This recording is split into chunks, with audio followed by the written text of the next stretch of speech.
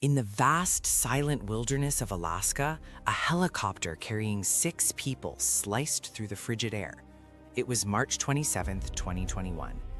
Below them, the Knik Glacier sprawled out, a landscape of breathtaking and unforgiving beauty. On board was Czech billionaire Patrick Kellner and a group of friends, ready for a day of heli skiing on pristine mountain slopes. Their pilot, an experienced aviator, maneuvered the Airbus S-350 toward a remote ridge, preparing to land. But as the chopper hovered, its powerful rotors began to whip up the loose snow on the peak. In seconds, the world outside the cockpit vanished. They were inside a whiteout, a blinding, disorienting vortex of snow with zero visibility. The pilot, robbed of any point of reference, lost his spatial awareness. A sudden, violent jolt. The helicopter's tail had struck the mountain. It pitched forward, then began to roll, tumbling 800 feet down the steep, icy slope before coming to a sickening halt in a cloud of snow and twisted metal. Then, silence. 5 of the 6 people on board were killed on impact. But in the mangled wreckage, one man was still conscious. David Horvath, a snowboarder, was alive.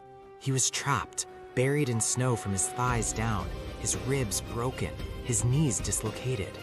The smell of aviation fuel was thick in the air.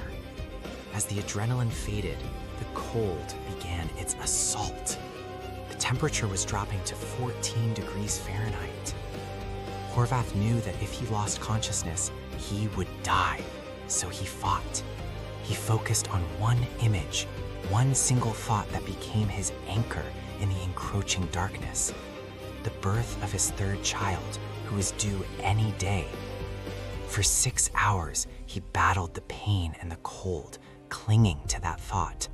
He was completely alone, surrounded by the friends he'd been laughing with just moments before.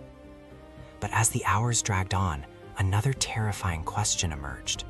Why had no one come for them?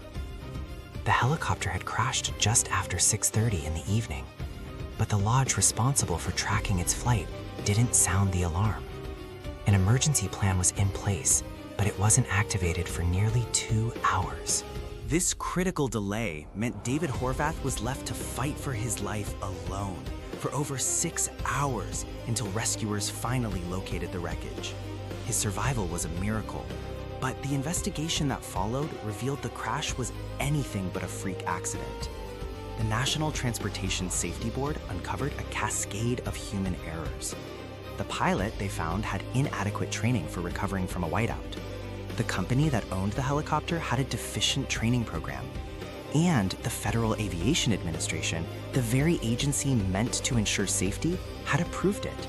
It was a systemic failure, a chain of complacency that led directly to that ridge.